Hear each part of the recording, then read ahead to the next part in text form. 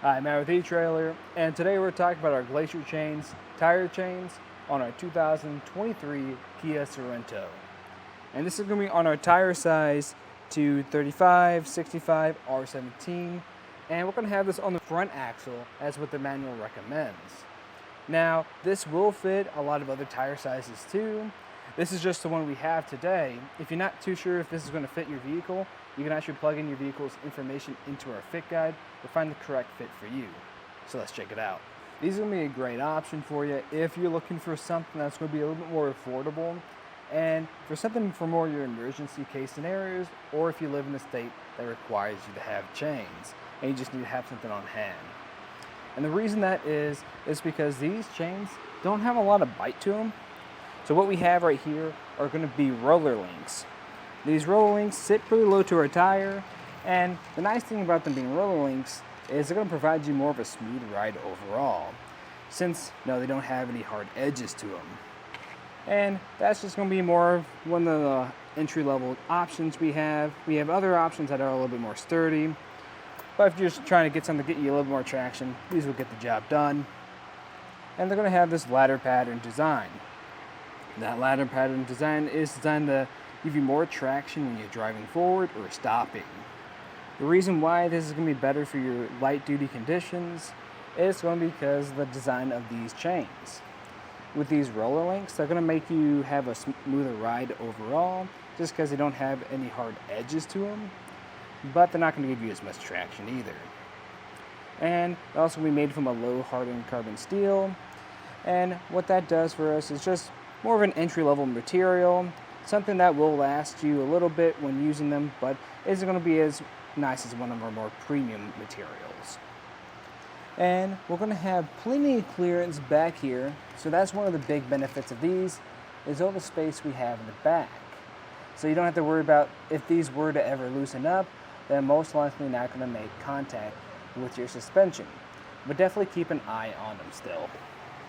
And then we're going to have this ladder pattern design.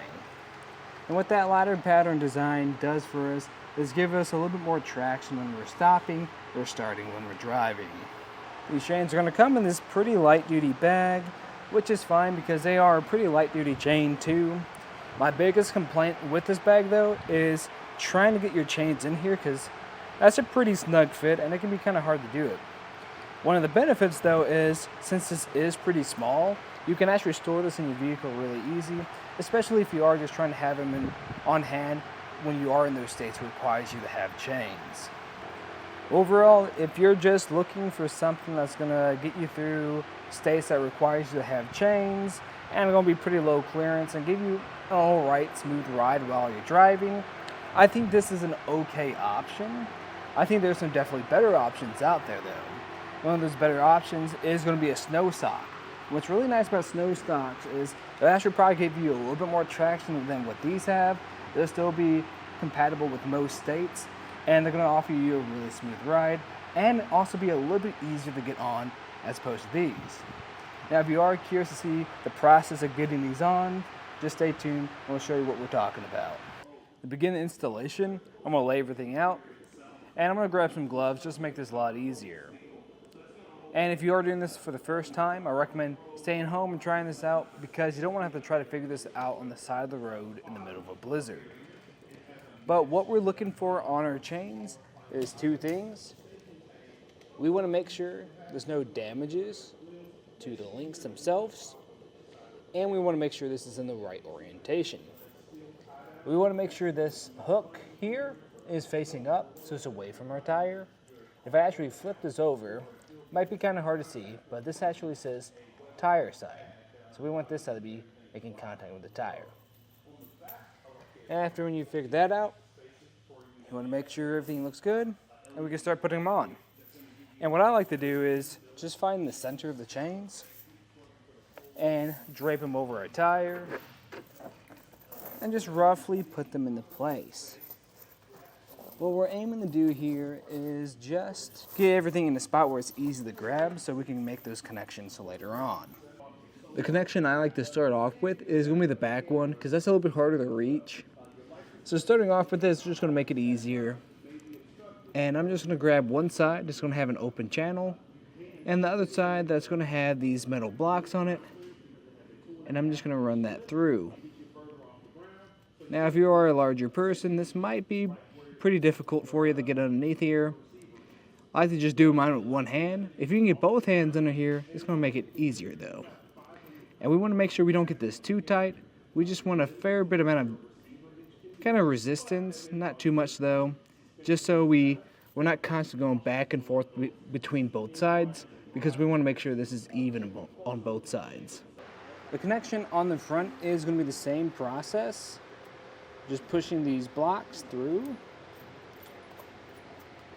And I think for me, I'm going to go for that 5th block. For you, it might be different though, because that's just going to depend on your brand of tire and how much tread you have left on your tires too. After that, I like to try to get mine through this little clip on the side. If I can just push this around, get this on. Because what this is going to do is make sure this isn't dangling around while we drive. There we go. Give it a good pull test, make sure everything's feeling pretty good. It's feeling pretty tight. I would like a little bit more tension on it, especially while I'm driving.